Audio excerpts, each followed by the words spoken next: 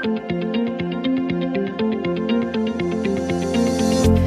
I'm Renata Bernarde, and this is the Job Hunting Podcast, where I interview experts and professionals and discuss issues that are important for job hunters and those who are working to advance their careers. So make sure that you subscribe and follow, and let's dive right in. Hello, welcome to the Job Hunting Podcast. As you listen to this podcast on the 31st of August, there is still time for you to join me on my final live podcast interview with Julian Doherty, which I'm recording on the 3rd of September, 12 p.m. Australian Eastern Standard Time. It's the Melbourne time, here in Melbourne as part of the Digital Innovation Festival. It's a festival that happens in Victoria every year, and this year, as it says on the tin, it's completely digital. So it is a very big event for Victoria. It's organized by the Vic government, and I have participated by having 4 of my episodes recorded live. The first 3 were recorded this week. It was so good to have a few people involved and asking questions, and I received a lot of great feedback about how good it was for those that are really involved with the podcast and listen to it regularly to be a fly on the wall and be able to participate. And we had 3 great guests. You will be hearing from them in a few weeks. We will be releasing those episodes here on the podcast, of course. And also for those who had no idea about us and found us because of DIF, because of the festival, and now hopefully they will be listening to this and will start following us from now on. So Julian Doherty, our last guest, on the 3rd of September. He's the managing director of Yellow Folder. Yellow Folder is a research firm specialized in the job market. We will be talking about, of course, the job market, especially everything to do with his research in skills and capabilities and talent during 2020. I am so excited to talk about Julian. I'm assuming that if you're in between jobs, you're looking for work, that it's one of the great podcasts to participate live and ask your questions. You know, I don't sometimes ask questions that you may think, I should ask. Now is your chance. So join me on the 3rd of September and you can ask your questions. To register to attend the final DIF 2020 live recording of the Job Hunting Podcast with Julian Doherty, please go to the episode show notes. There will be a link there. Follow that link, register, and join me. It will be wonderful to have you. Now, today we have a very special guest, and I've been trying to get her on the podcast for a few weeks. Her name is Su Lim. I interviewed her a few weeks ago, just as we were starting stage 4 of lockdown here in Melbourne. Su Lim and I have worked together. I hired her as a consultant. I was her client a couple of times when we were setting up very important workspaces in my previous employment. And her expertise is in coming together in building a bridge between the users of workspaces and architects and builders and managers like myself and my managers to make sure that everybody's as happy as they can be, using the space as efficiently as it can be used, and making sure that the space also fulfill what we wanted at the time, which was bringing people together to innovate, to co-create, to work together and make very special projects come to fruition. We had very specific requirements for Su Lim, and she was excellent, really excellent at dealing with very specific requests, some of them really tricky to deal with. Things to do with moving people to open plan offices that required a certain level of confidentiality in the work that they did, people that dealt with IP issues. This was a commercialization team, people dealing with business development, industry partnerships. So, and people that were not really used to working in open plan areas before. And that can be really tricky. But also creating different spaces that were not their usual desks so that they could come together, that were not like the old-fashioned traditional boardroom. They could come together and really co-create and participate in interesting projects, what we call war rooms, when you're all of a sudden receive important grants or projects or when you all of a sudden receive important funding that you need to start delivering immediately for the implementation of the research. I was in higher education, and higher education is all about applying for grants that you may or may not receive. And when you do receive, it's wonderful, but then you need to be ready for it. So the war rooms were really important, not only so that we could make those grant applications successfully, but if we did get grant applications, that we could immediately start delivering on those KPIs.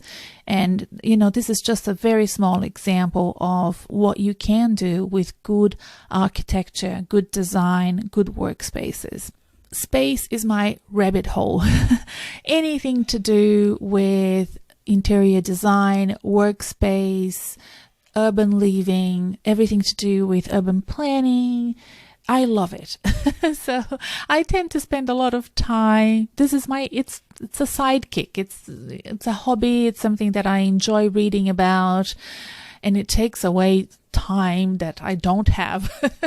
And I enjoy just knowing more about it. I'm curious. So I wanted to talk to Su Lim and get her feelings and her ideas about why is it so good to work from home for certain things. On the other hand, why is it so hard for me to get other projects going? And I had some eureka moments when I was talking to her, because right at the beginning, I was so grateful to be working from home and not having to go and see clients or do different things. And then all of a sudden, a few weeks into lockdown, and I'm talking about 6 months basically in Melbourne. We've been in and out of lockdown since March, right? So it's been quite a long time. And I got to a stage where the dynamic interaction with other human beings is really making some of my projects just not go as fast as they should. I have stalled some things that I really want to push forward. I just can't get them to move. Today I was interviewing Catherine Ball for one of the Diff live events, Catherine Ball being an emerged tech expert, futurist, and she knows all of the amazing things that are to come, and she has all of this energy and enthusiasm to progress with her businesses and her ideas. But again, because she is on sort of in lockdown as well, she can't progress with the ideas as fast as she wants to.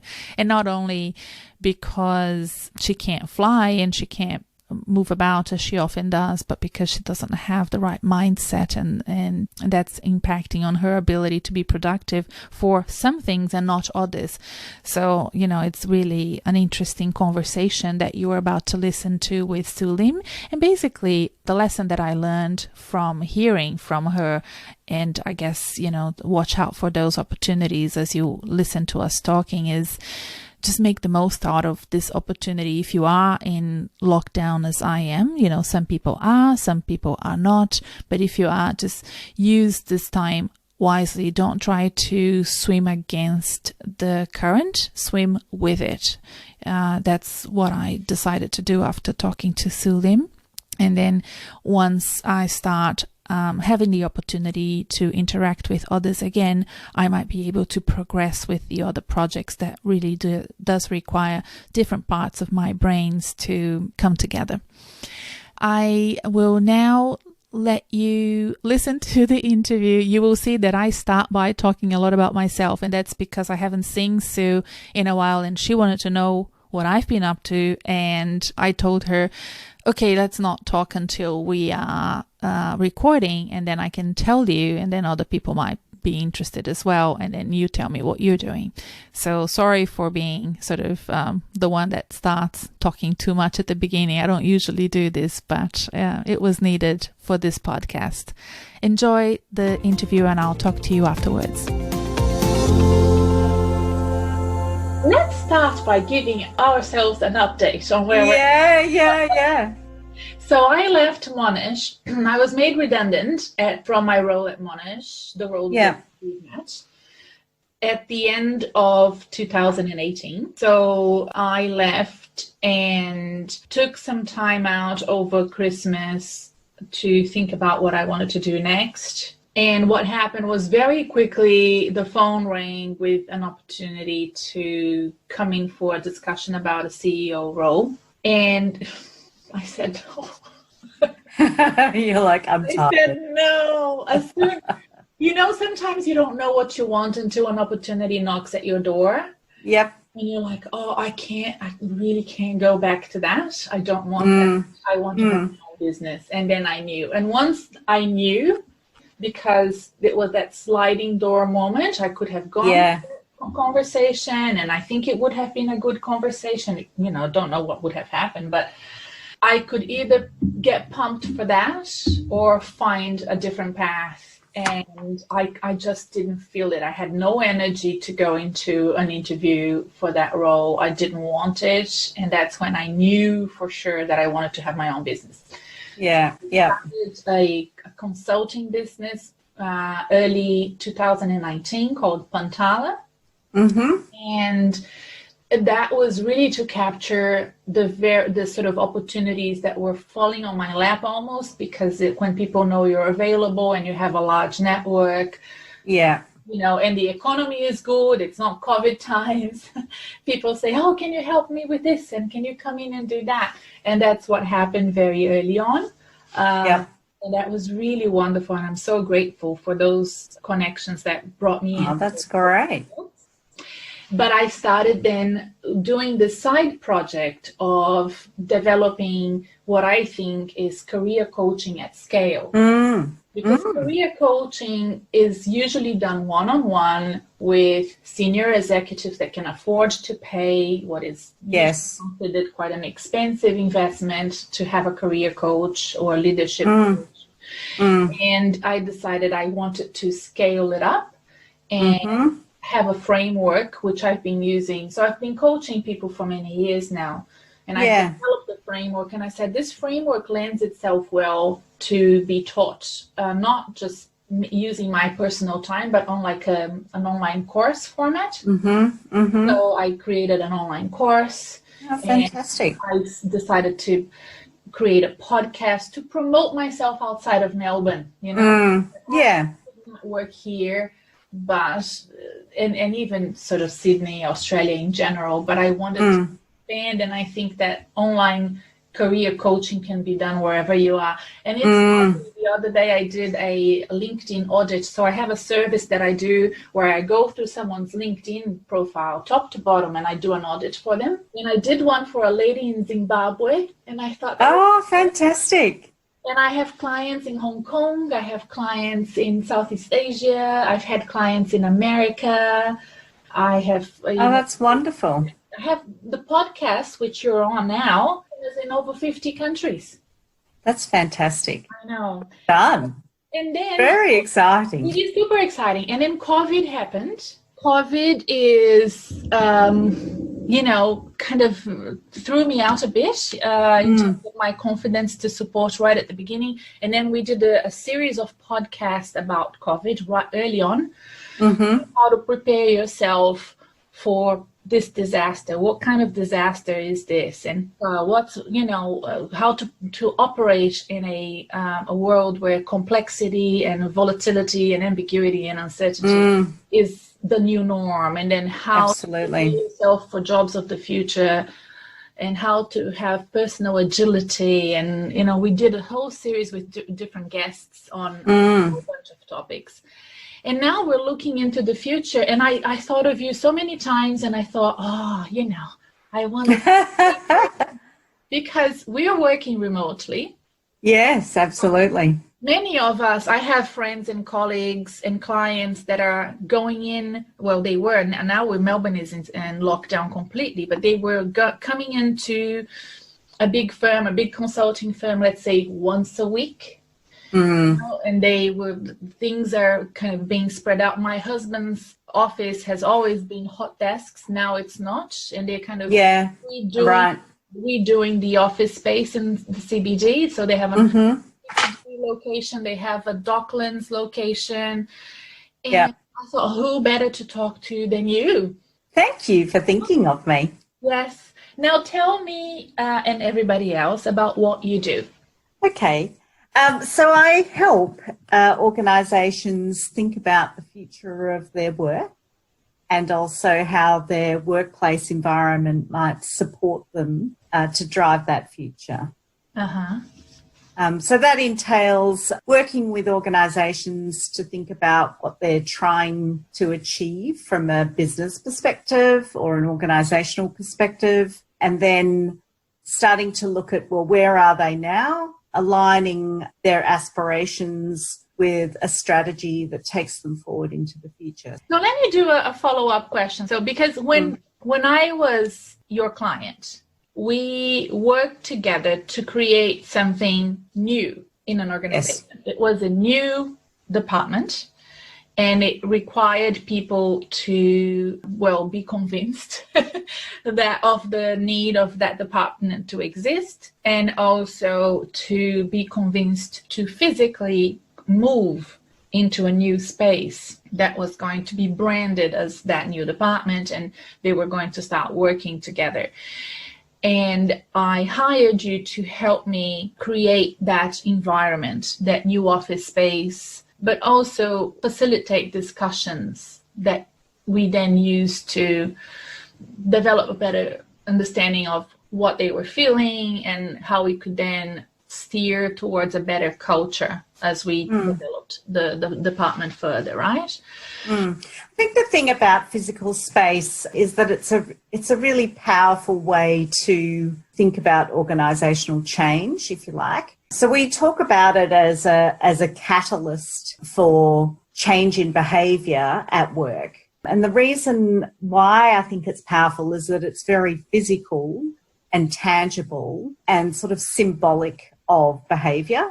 So, when you kind of do the two things together, if you like, people understand how to make those shifts because you've got a kind of physical environment telling you the kinds of messages that, or, kind of reinforcing the messages of change in terms of work behaviours. I think the other thing about workplace is, often people build up their new work. So if they think about, I need to create a new workplace, often the way that might be built up is to actually think about what their old workplace was like and correct, kind of issues of the past, if you like. So, for example, a very simple example is an organisation might say, I need to create a new workplace. Our old one didn't have enough meeting rooms, so therefore we're going to build more meeting rooms in the new one.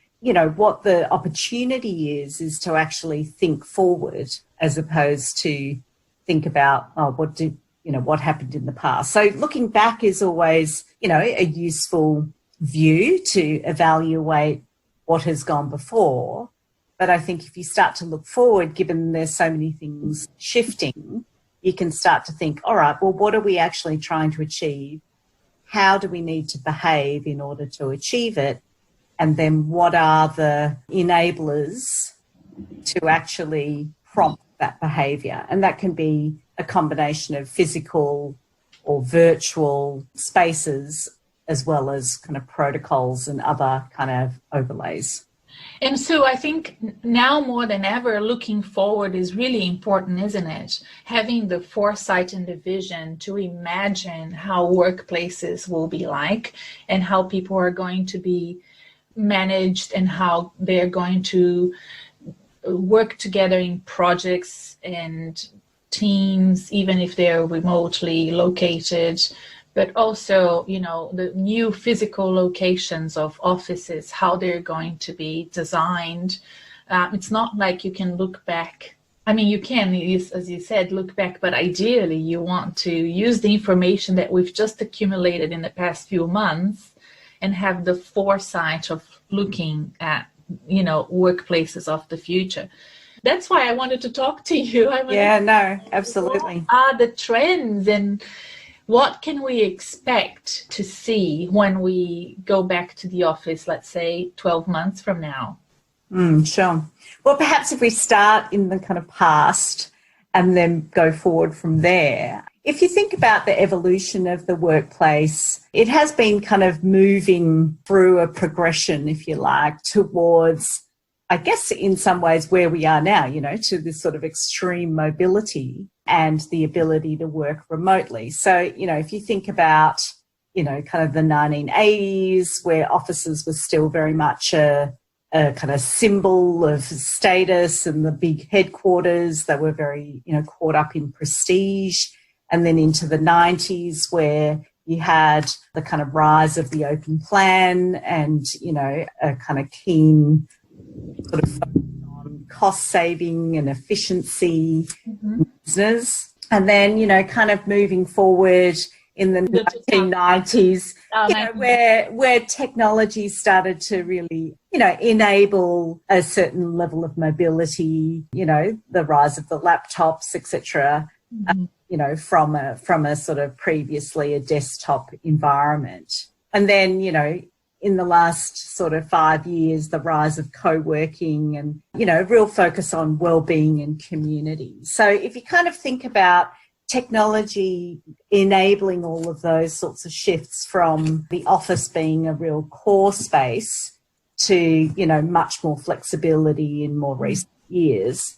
If you think about that in context of COVID has really accelerated the uptake of those sorts of trends. So, in the last, 6 months, I guess, has it been 6 months? Almost. Where we've absolutely had this kind of forced en masse remote working experiment, if you like, where everyone's been forced to work from home in the main. And in some ways, because of that forced nature, you've got the ability to collect some data and, understand, what is that actually looking like for people? So we conducted a survey and we got about 8,000 over data points from Australia, from commercial, government and non-for-profit organisations.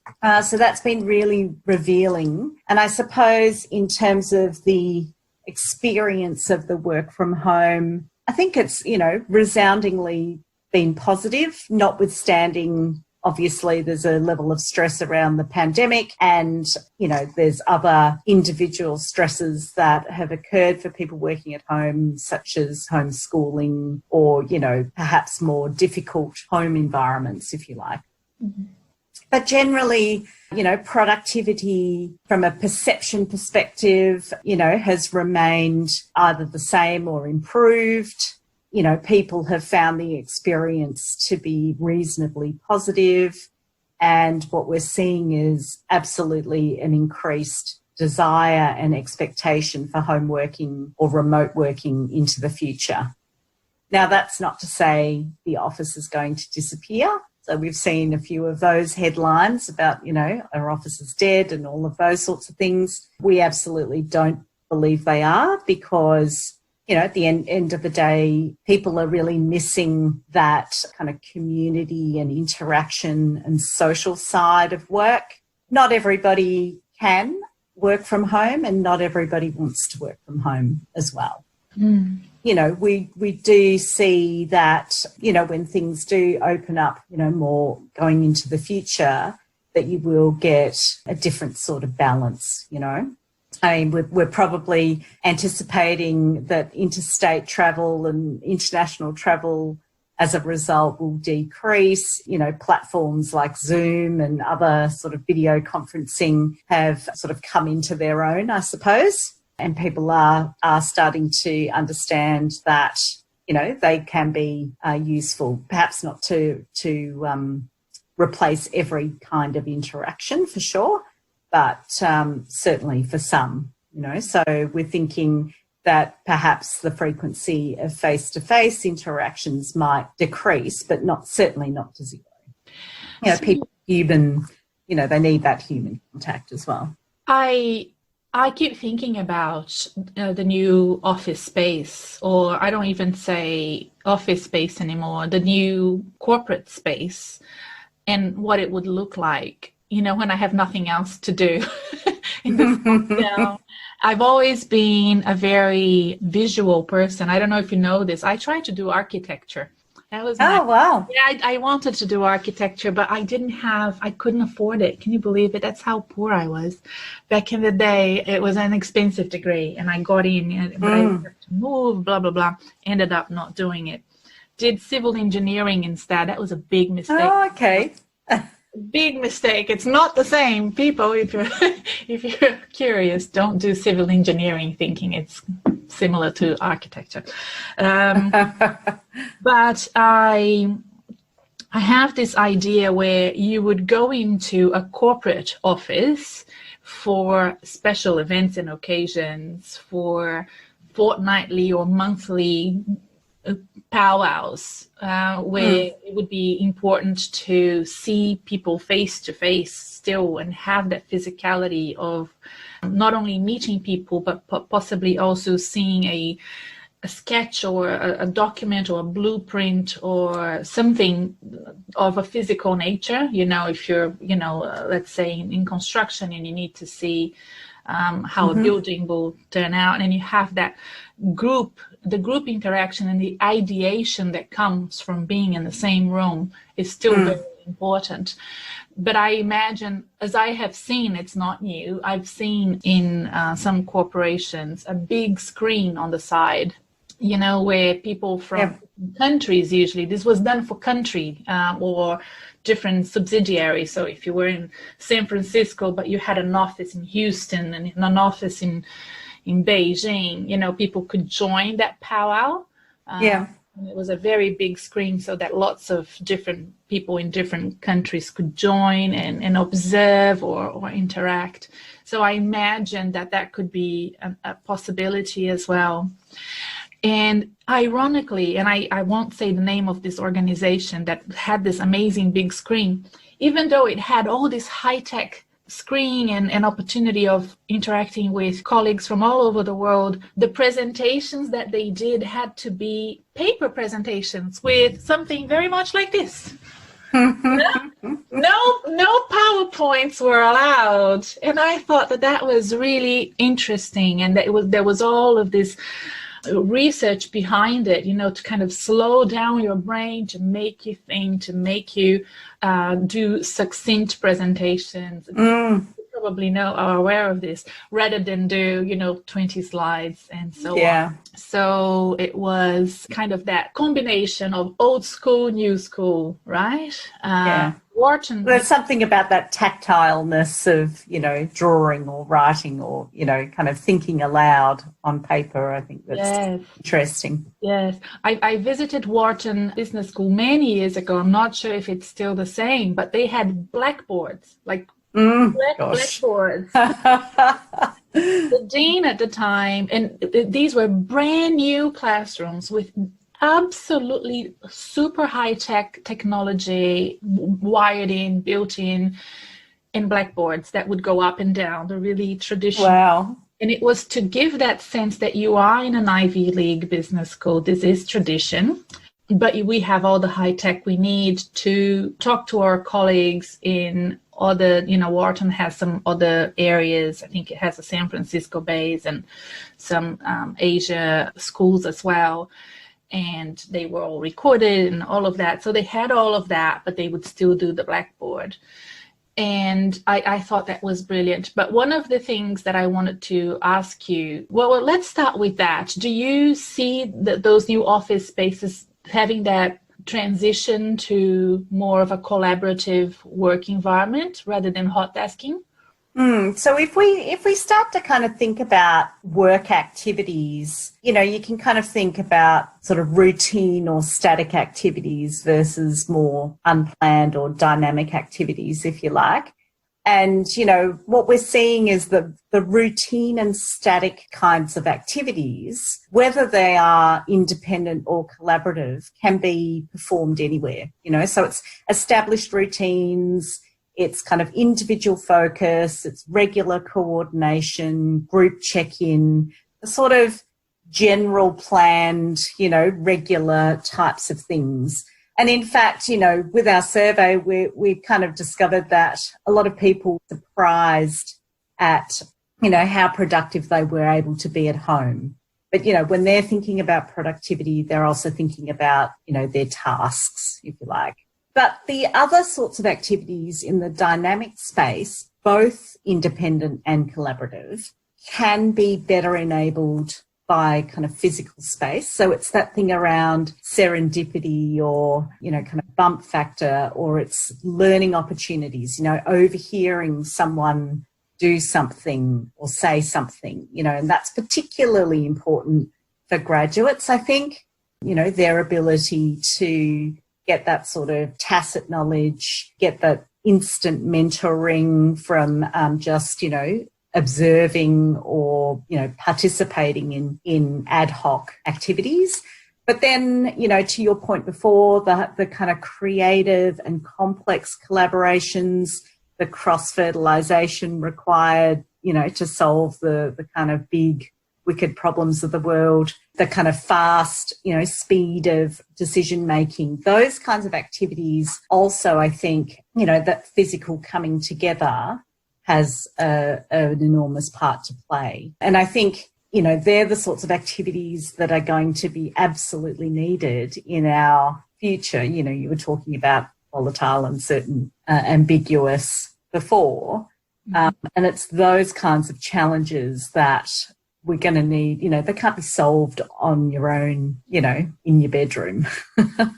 They're challenges that require lots of, diverse people coming together to really kind of, think bigger around how to solve those things. Have you already been engaged by clients to consider new workspaces or redesign, readjust what is already there? We're certainly talking to a number of clients or, clients that we've had around these topics. I think it's really the beginning of those conversations. There's still an enormous amount of uncertainty around, the time frame for COVID, how long are we going to be in this sort of lockdown period? How deep is the recession going to be? And certainly I think a lot of, property teams are very focused on the here and now. So getting people back to the workplace, being concerned about, the confidence to return, hygiene, safety, all of those kinds of, kind of more short-term things, but, critically important for, to ensure the safety of staff. So I think there's probably a bit of a time lag perhaps in all of that. I mean, I think the majority of our projects on at the moment are kind of projects in train where, we're helping people move into new space and adjust it as they go, if you like. So it's a very interesting time where, you've got to be very agile in terms of the external stuff that's happening and the response to that. So thinking about the spaces that we work together, which are very sort of standard open plan office spaces, done under very standard by the book sort of best practices, would they be workplaces that people could go back to right now, or are those desks that would be too close together for people to work? I don't know, because I don't know how New South Wales is operating compared to Melbourne. Compared to WA, because shut down, and I don't know how other offices are actually operating.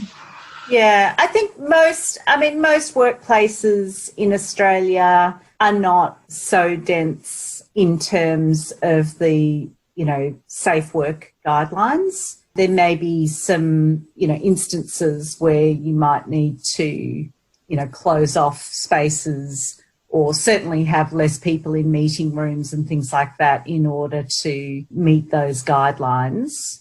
So I think that's absolutely a case-by-case basis, and, there is a lot of work on, assessing existing floor plans for that kind of return. But I think the rate of returning employees too is, fairly low.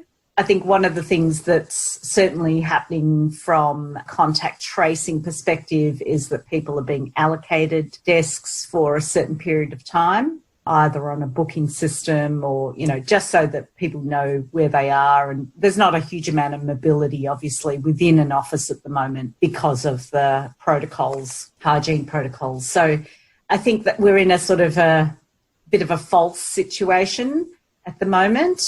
But, again, don't know how long that might last. Yeah.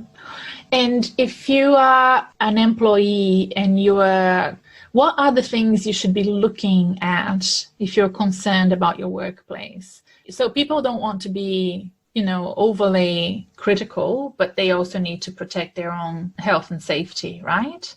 So what would be warning signs for a worker, a corporate, white collar worker working in an office if they are concerned about their workplace? Hopefully the organisations that they work for are sticking to the safe work guidelines and that they do have, the health and well-being of their employees front of mind.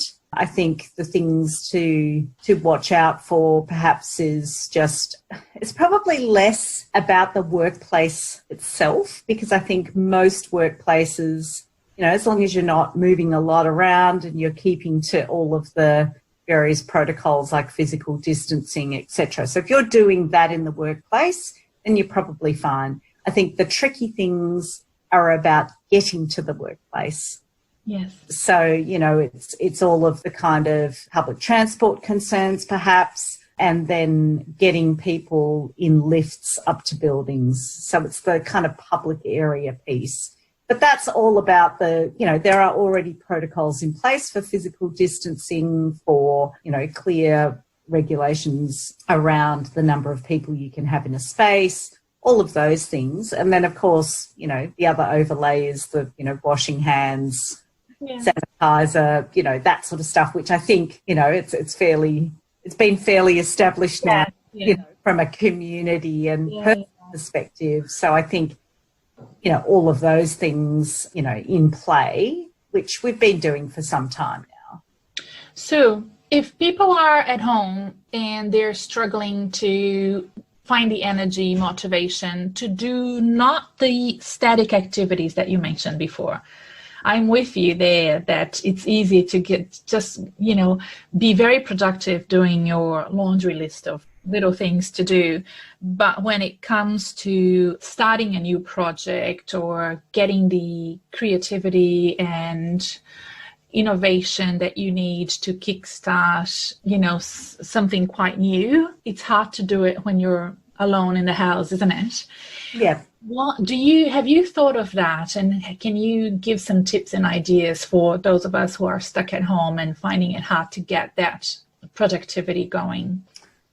Yeah, I mean, certainly collaborative technology has come a long way. So there are absolutely, productive ways to work with people, digitally or virtually, if you like. And we think, that's going to improve exponentially over the next, while.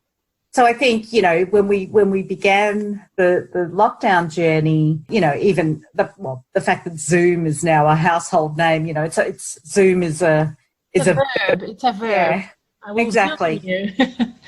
Correct. So, once upon a time, you still, you had lots of people using Zoom, but, the whole nature of automatic video as opposed to just voice, the fact that, Zoom has become a verb, tells you about the acceleration of the uptake of all of these sorts of technologies. But, when it comes to kind of brainstorming or creating things together where you're missing your whiteboard, I mean, again, there are lots of great tools that you can use. In the last week, I've used Mural, I've used Miro, but there are plenty of those kinds of tools as well.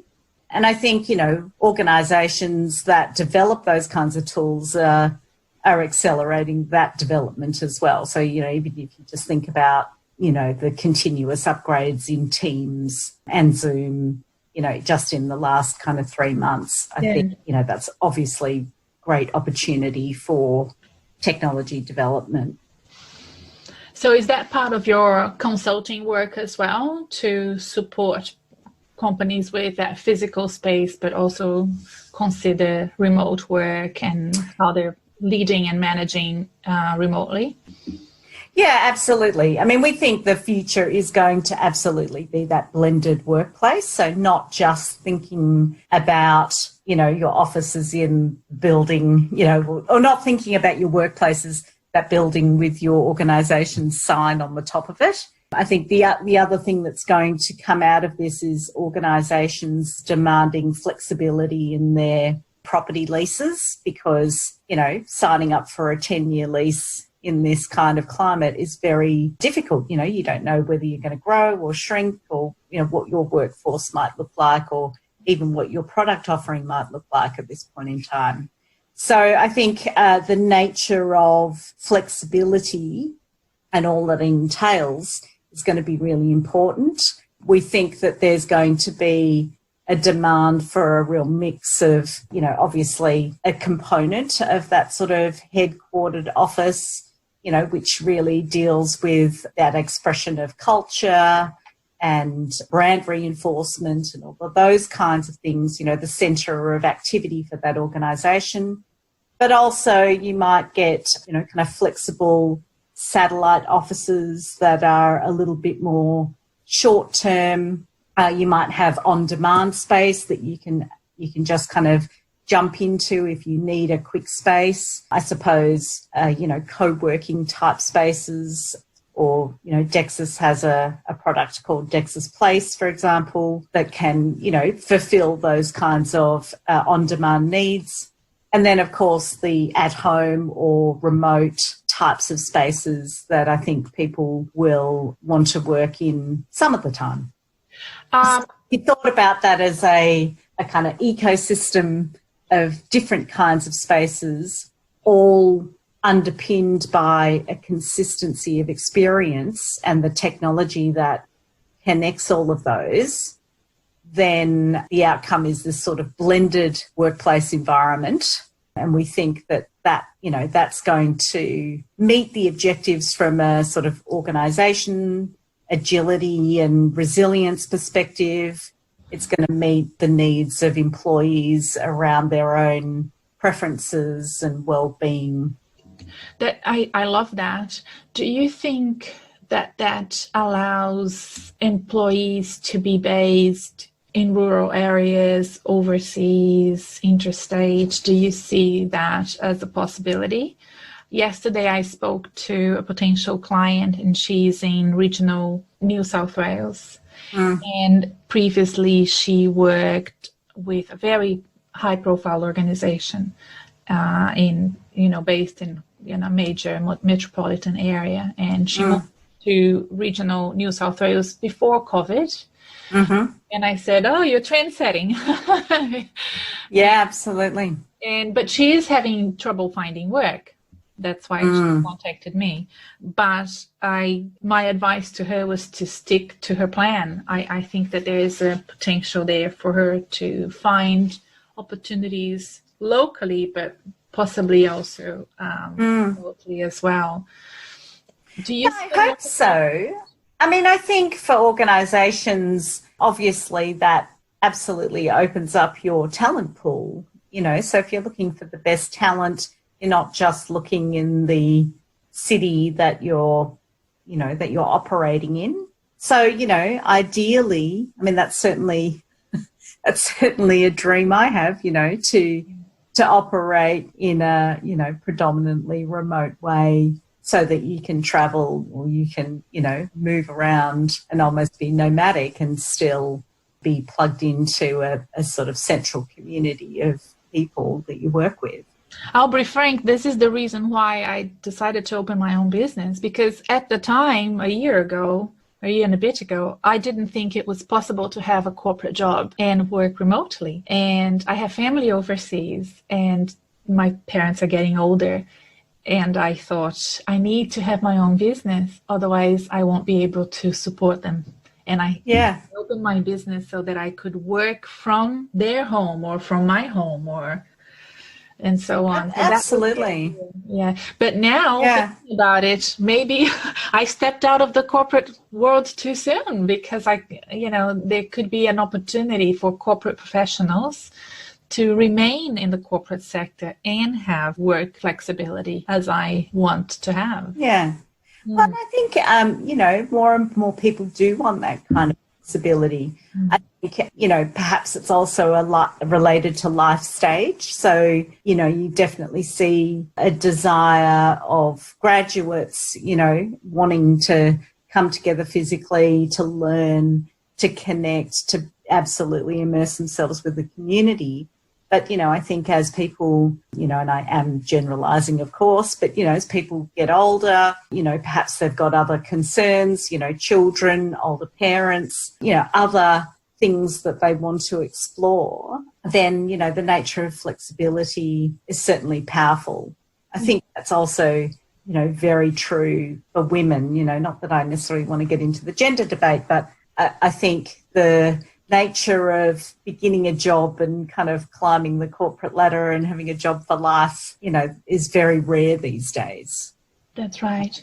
So I don't know if this is your area, so feel free to opt out of this question, but I have been thinking a lot about, because, my previous roles, like if I was head of governance right now, I would be freaking out with all the risk management that takes place as you have people working from home, right? Yeah, I think it is a risk, I think, and one that is absolutely being addressed, because if, your employer is responsible for you at work, wherever that is, the way I think most organisations are addressing that risk is through a sort of ergonomic check, for people to do around their work and their work environment at home. It's also, the level of training around,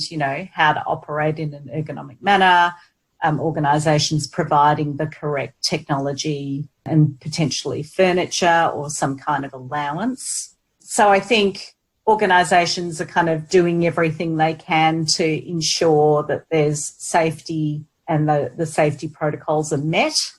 But, I think there's sort of some grey areas there. If you trip over the dog and it's 10 o'clock in the morning, what happens? So I think there's definitely a bit of, kind of casework perhaps that will arise out of all of this. Definitely an area to consider.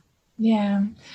Now, final questions, unless you want to address something else, Sue, but I was also thinking about, and this is a book I haven't read in 2 decades, but I remember loving this book, and really, I think it was one of the best reads and probably one of the books that really shaped me as a professional. And it's a Richard Sennett. Are you familiar with Richard Sennett? Mm-hmm.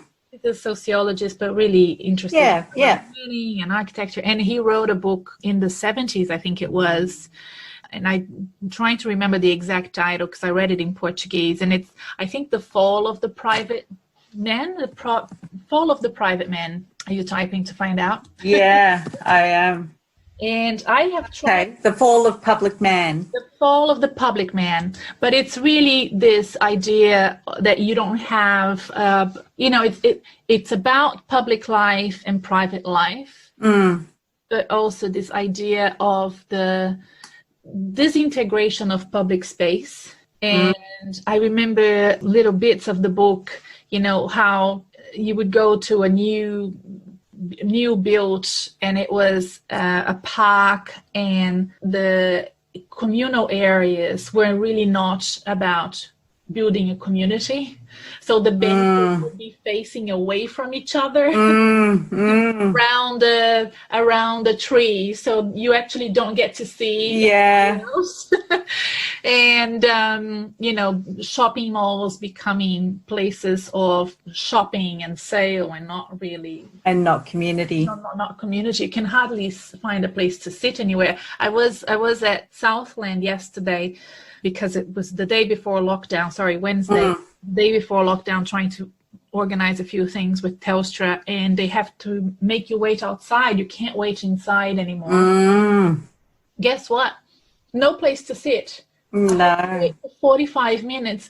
And guess what I did? And this is why I thought of Richard Sennett. I went shopping because there was nothing else to do. I needed nothing, but I came with lots of goodies, and because I just couldn't stay still, and the shops were open, and I'm like, I might as well just walk in and see things, and I ended up shopping because you can't sit down. And I wonder what COVID will do to cities like Melbourne. I think the city of Melbourne is really a good example during this stage 4 lockdown of what can go wrong with a metropolitan area, because it has such a great atmosphere when everything's going well, right? But now it is ghost town. And I have friends that have moved to city of Melbourne because they loved the cosmopolitan lifestyle. Now everything is shut down, and there's nothing. I think that's the very tricky thing about a health pandemic, is that, the thing to, or the pull of public spaces or gathering spaces. So, and I would include the office as part of that, is all about bringing people together. So, that's what physical space does, and that's what community spaces, the best kinds of community spaces should do. But, the trouble with the health pandemic is it's exactly not what, we should be doing, because that's what viruses want us to do. So I think that's where you get an incredible sort of tricky dilemma, because the thing we want to do most is actually the thing that's the most kind of dangerous, I suppose. Yeah. So, I guess it's fingers crossed for the medical research, discipline, with the amazing work that they're doing to find a vaccine or to help us address this, so that we can, kind of get back to being human again, if you like. Yeah.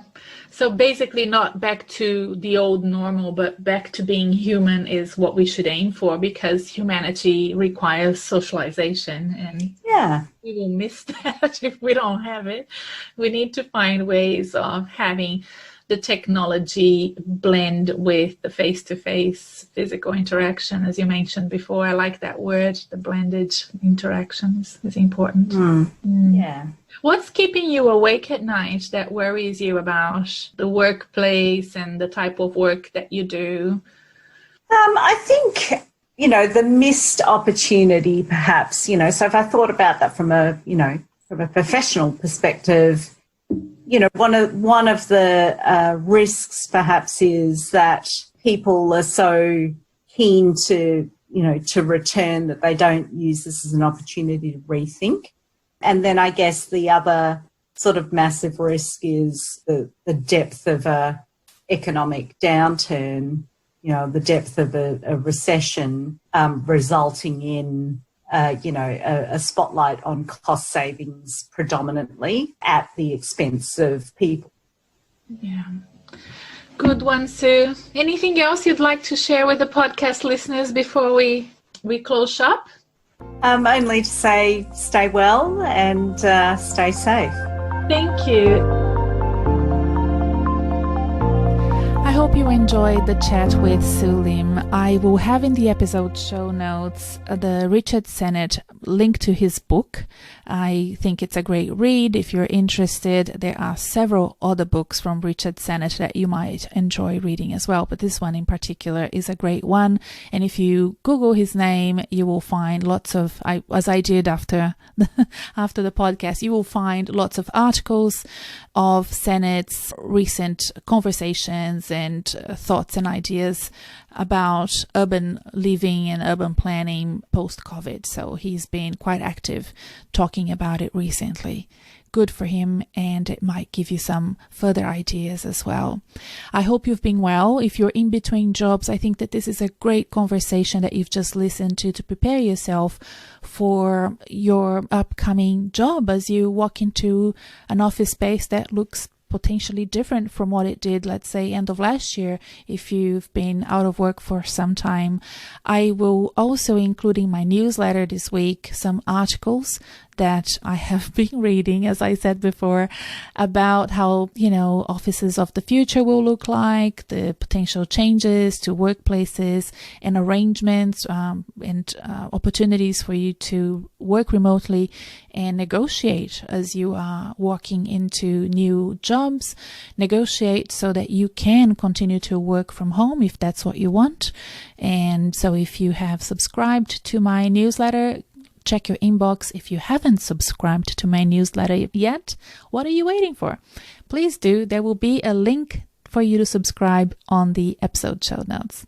Bye for now, and check again next week. We will have Alex Nomides, who is the co-founder of Mindset Health, and we will be talking about well-being and about his startup. So bye for now, and don't forget to subscribe wherever you found this so that you can watch the next episode coming up in a week's time.